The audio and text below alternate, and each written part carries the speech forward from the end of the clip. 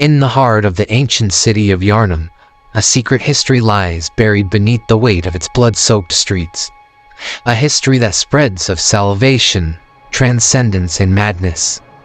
It is here that the Healing Church rose to prominence, and its influence spreading across the city, and eventually the entire land of Yharnam. But behind its facade of benevolence, the Church's origins are far darker than one might imagine. It all began with the discovery of a mysterious substance, blood. In Yharnam, the practice of blood transfusion became central to the medicine and medical practices of its people. Blood was seen as the key to curing ailments, and the Healing Church, founded by the visionary Gurman, quickly adopted this knowledge, using it to heal the sick and elevate the suffering. Yet, what was once thought of as a miracle cure would unravel into the tale of madness, corruption, and the unthinkable. Gurman, once a healer and scholar, was the architect of the Healing Church's rise.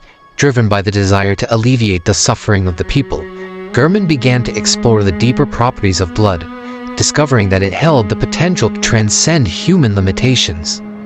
The Healing Church became the central authority in the study of blood ministration, and its doctrine spread rapidly. It was Gurman's belief that blood could not only heal, but grant eternal life. True healing. His quest led him to the discovery of the Great Ones, eldritch beings whose existence was beyond comprehension. These cosmic entities, often referred to as gods, had left behind their traces on the world, their influence hidden beneath the surface of reality.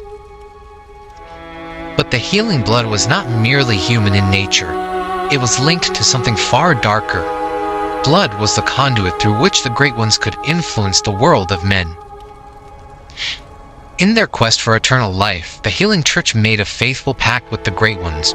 What began as a search for a cure would soon evolve into a dangerous obsession with the unknown. The Church began using blood ministration not just as a form of medicine, but as a means of communication or communion with the eldritch deities.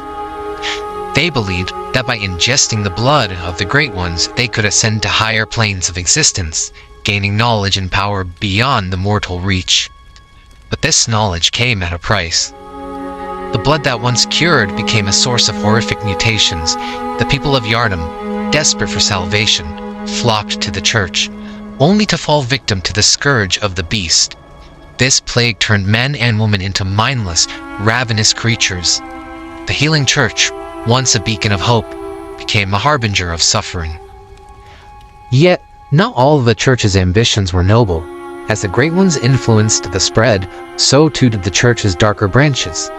A splinter faction, known as the Vile Bloods, emerged, followers who embraced the blood's true nature, seeking power through the consumption of the old blood.